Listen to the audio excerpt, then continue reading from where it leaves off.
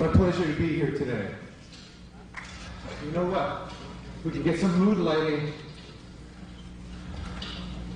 I might be able to hold on to the sticks.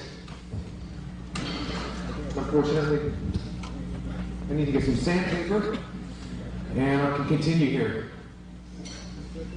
Because I'm not very good at playing under bright lights and sweating because my palms sweat a lot, and I tend to start gripping the sticks real tightly, so bear with me for 1 second. And I'm going to see if I can dig up some. They're getting it? Oh, they're getting it. Okay, I'll tell some jokes. No, just kidding. It's my pleasure to be here today. And I want to sincerely thank Modern Drummer for inviting me to be in the company of such heavyweights. Thank you. Unfortunately, I didn't get a chance to see the other guys play because I was too busy sleeping. So, but I'm real excited and anxious to hear the great Jack DeJohnette, who's going to play after me. I can't wait for that. And, you know, I'm real pleased to be in the company of my peers that I respect and love so dearly, my good friends. Thanks. And if any of you guys want to say a few things real quick while I stand my drumsticks, feel free to say hello and say anything that you'd like to me. I thought I saw a guy raise his hand over there, but I guess not. Oh, here's somebody.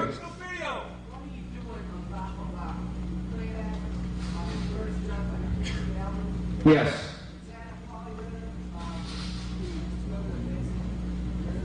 It's pretty basic on what I played on Bajo Bajo, on John's first record, on John Patitucci's record. It's really not much to it. I mean, it's a pretty straight ahead thing, you know, that I played with it just.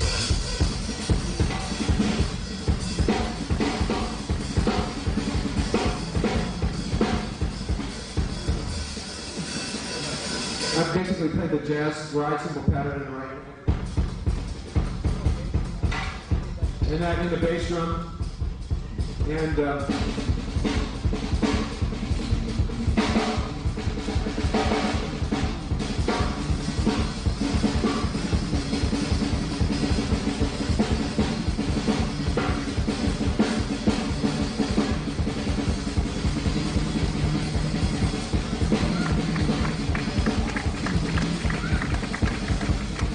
so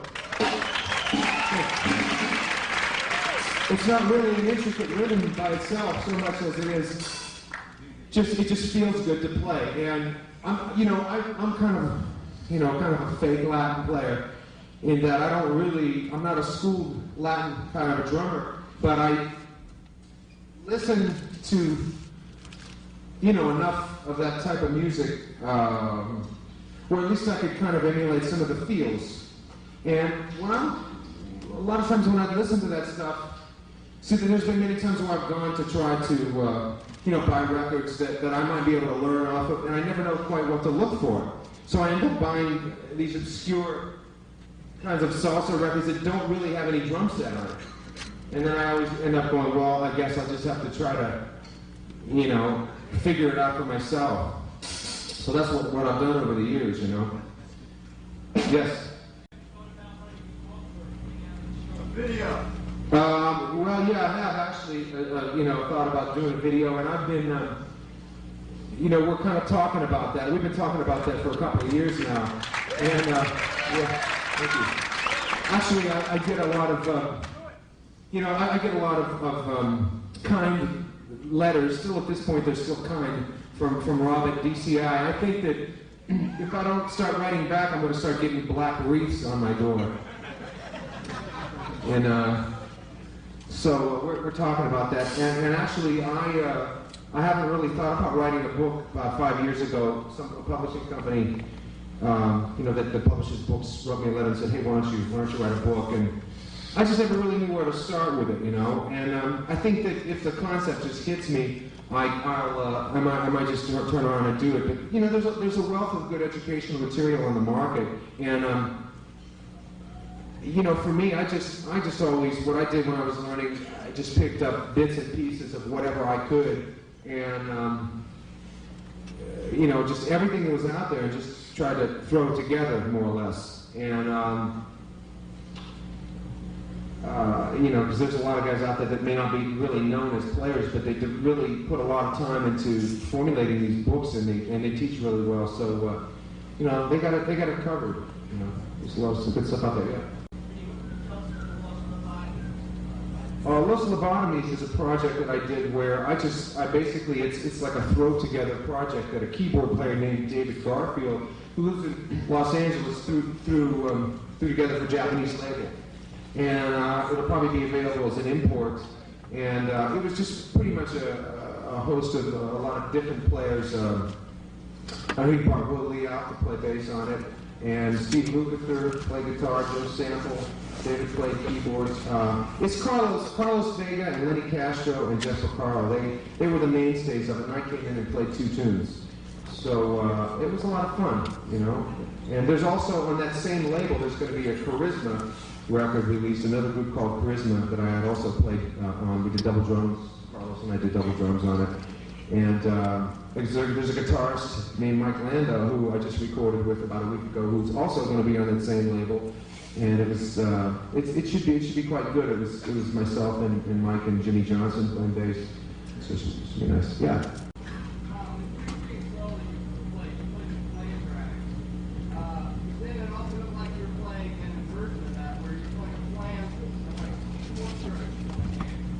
Oh yeah.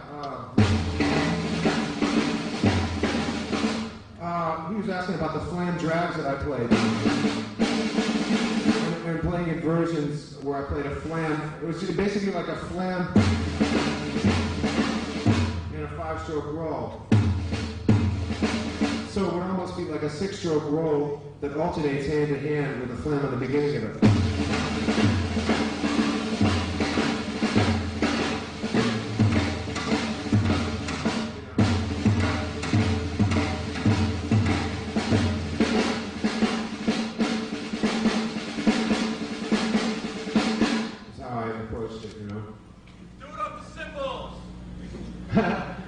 So it's kind of like split with Hans. Have any of you ever heard the Troggs tape? Yeah. Oh, okay. Yeah. Okay. Pardon? Nothing with Gino Vanelli. No.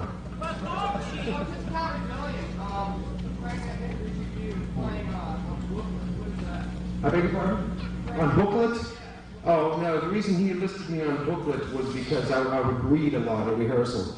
For about 2 weeks, I was reading a Stephen King novel, and, you know, I couldn't put it down, so, you know, he just wrote Booklet on the liner notes, because I was always like, I'd be at rehearsal reading the Stephen King book constantly, and I loved to read.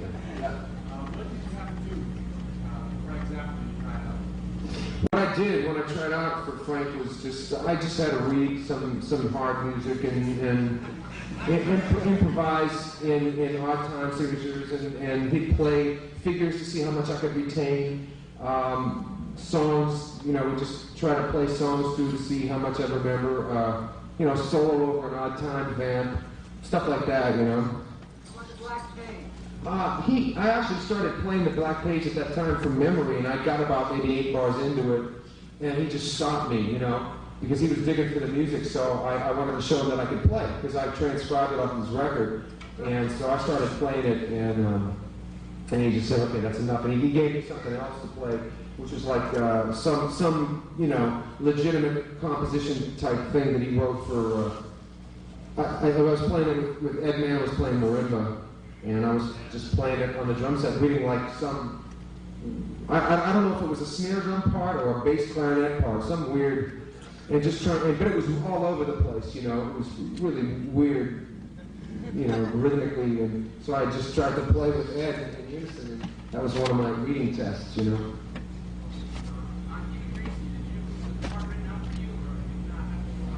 The Key to Greasy wasn't written out at all. It was, we just made it up, you know. And he had this vamp in 21 that he played, and you know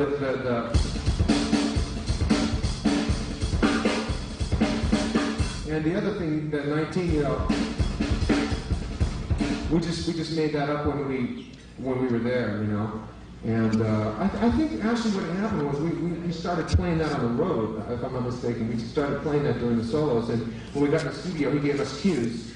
And when we saw the cue through the window, we would just shift, you know, just change up completely, go to a different groove, you know. Huh? Yeah, back there I see somebody.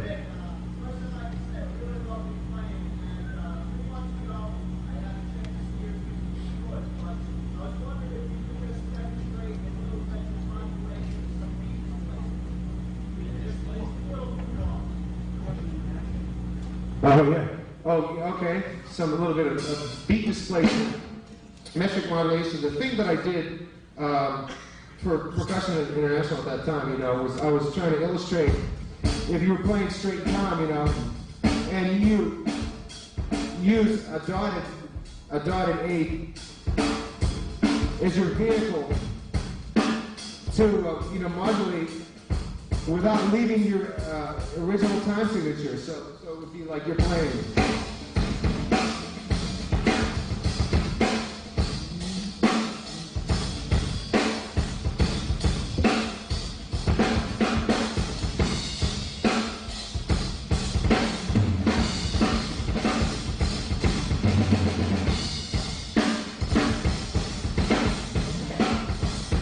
See, so now I'm gone, you know, because this is not happening anymore.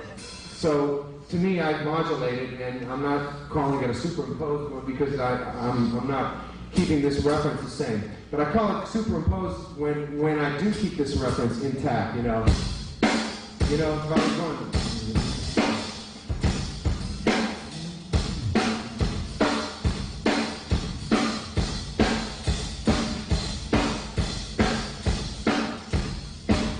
You know, and I went back to that, but if I left it,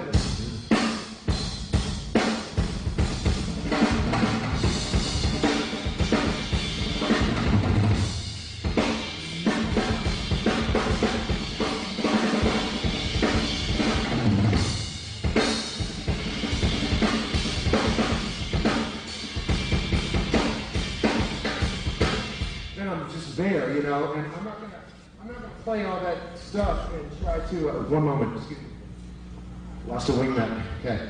I'm not gonna play all that stuff and think about where the time originally was, you know.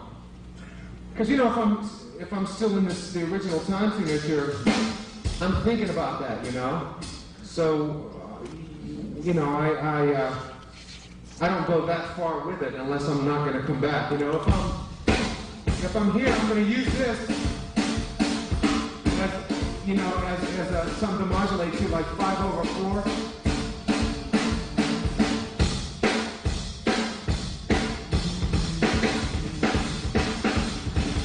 I'm not gonna go, I'm gone, you know, because it's too much for me to think about, you know.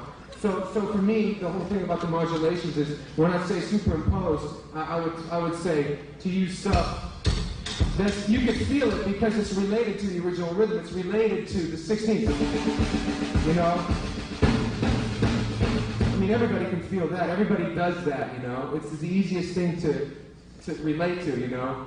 I mean, even if you hear somebody sit down at the drums for the first time they play a lick, it's like, you know, it's like, that's like the easiest thing in the world, you know? So that's why I used it, but there is, I think, a limit.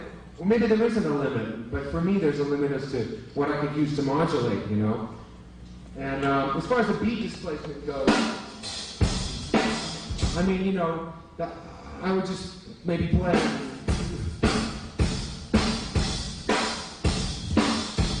If you chop 1/16 note off at the end, you know,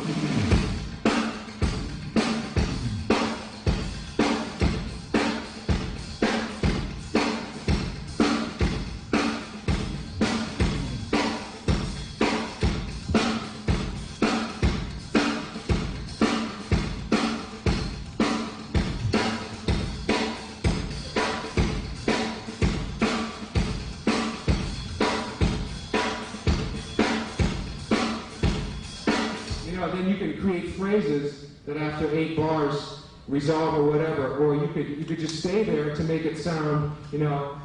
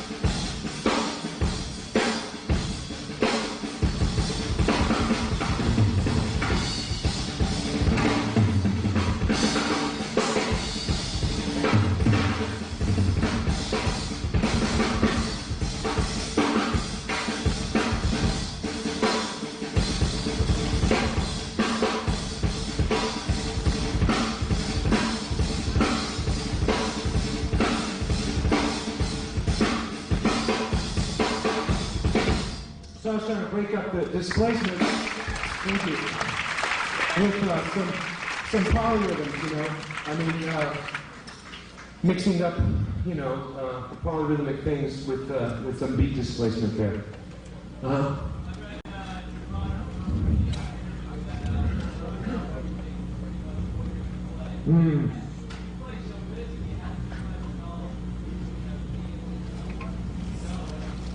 Well, I think that when I say like I know everything I'm going to play, it's not that I know it because I'm thinking about everything. It's like, you know, you just know how you play from intuitiveness. That's not to say that I couldn't break it down and analyze it, but I don't want to sound analytical. I don't want to. I did that. I mean, I spent hours and hours trying to sound, you know, surgically clean, you know, and I mean, I wrote down every note.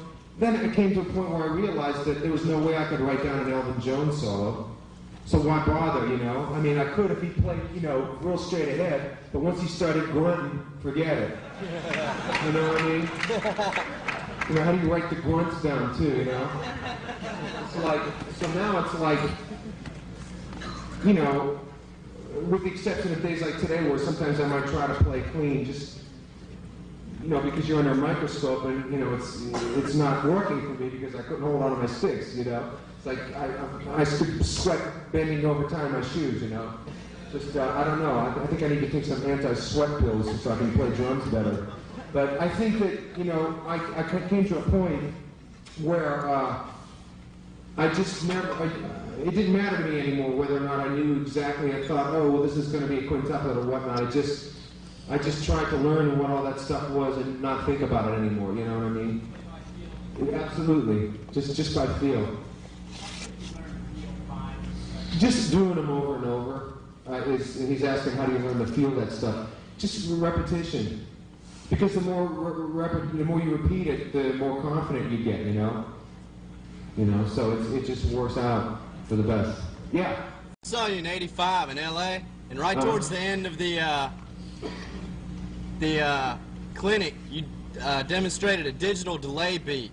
What was that? Just the digital delay beat. You know, I was just goofing. It was really just a bunch of double strokes. You know.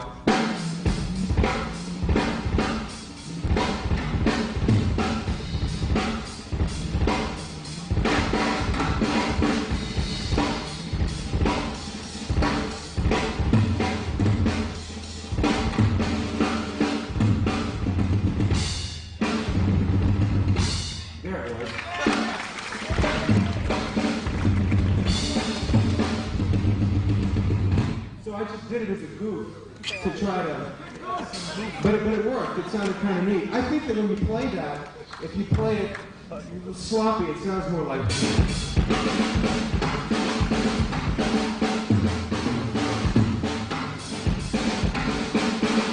You know what I mean? It sounds more like a delay than if you play it really. Try to make every note like real. You know, and so I just ended up, that's how I came about with that thing. Huh?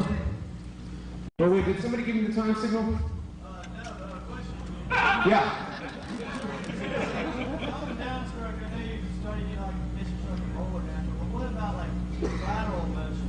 Lateral motions to me, you know, like I notice that what I usually tend to do is like if I'm playing sixes, you know,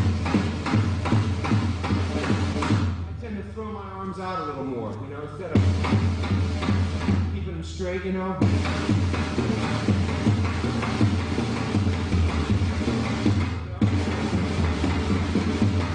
It just tends to. It seems to go hand to hand better with that whole idea of throwing the stick, you know.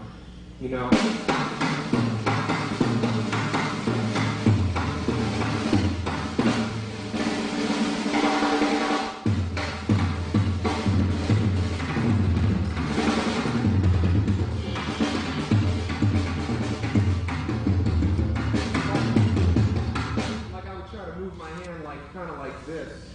You know, as I go around the drums, because it just feels like that's the arc that it wants to move in for me, you know what I mean?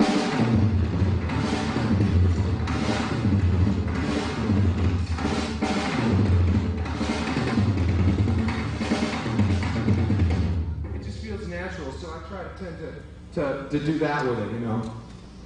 Yes? A while back ago, I saw you on TV with Shaka Khan. Uh-huh. And you did some real funky beats. Can you give us a demonstration of that? Oh, I don't remember exactly what I did with Shaka. You had that hit record, I Feel For You guys before. Yeah. You know, he was telling me that he saw me on television with Shaka Khan. I don't remember what exactly the group was for that record, but it was. I mean, a lot of these things that I play, I can't remember them. You know, just a couple of things. You know, people always ask me about the Keep It Greasy thing, and I remember that because it's a little different than most of the standard beats. But it was, you know, it was just some funk beat like that. I'm sorry, I don't know exactly what it is, but anyway.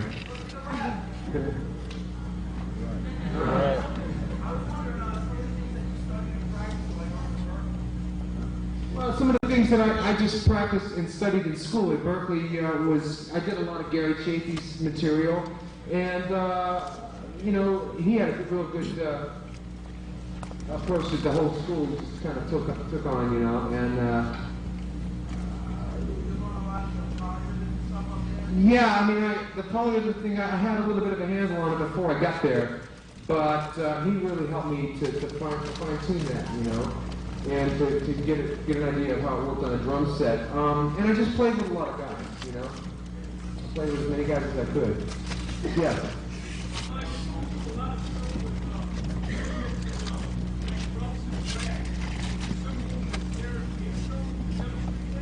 Yeah, you know, it's the stuff that I do between the cymbals and the snare and the bass drum, the rudiments. It's nothing new, really. It's just something that it's a combination of what I got over the years from my influences and you know, just flam drags and you know.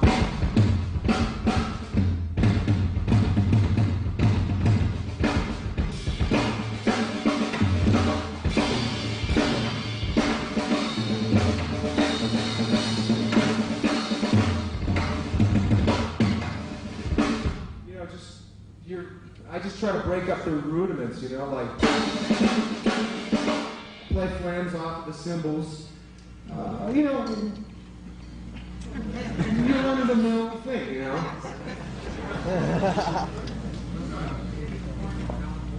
I don't have any plans to tour with Alan Holdsworth, but I think that if some gigs came up and, you know, he got stuck, you know, if Chad or somebody couldn't do it, I could see that happening. Yeah, we don't have any concrete plans to do anything at this time, but I did do 10 days with him last year for a couple of weeks and went out and did some gigs and did his most recent album, which is, I don't know, well, I think it should be out. It's out. Yeah. Chris Collins told me he had it. Great. Yeah. Thank you. Anyway, I don't know how much time I have left, but I'll just play for a few more minutes. And, Vinnie, yeah. if Okay. Okay, I guess they're running a little late.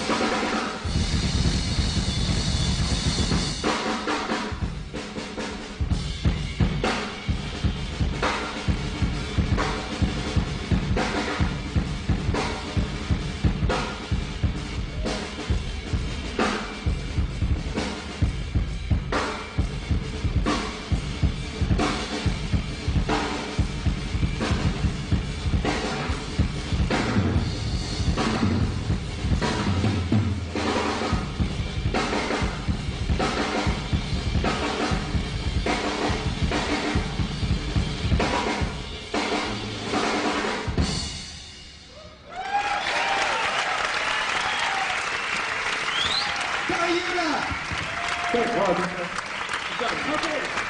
Yeah, thank you. Sorry, I had my eyes closed. Okay, thank you.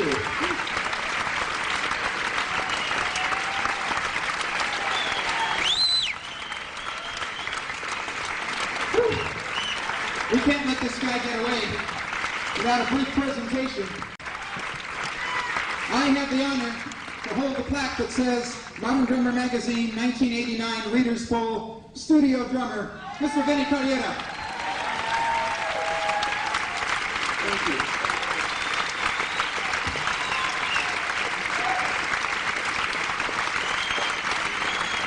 Come around the game show. Thank you very much. Come on!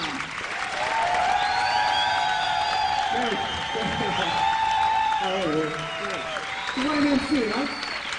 Thank you, Modern Drummer. Thank you very much for having me. God bless you. Bye-bye.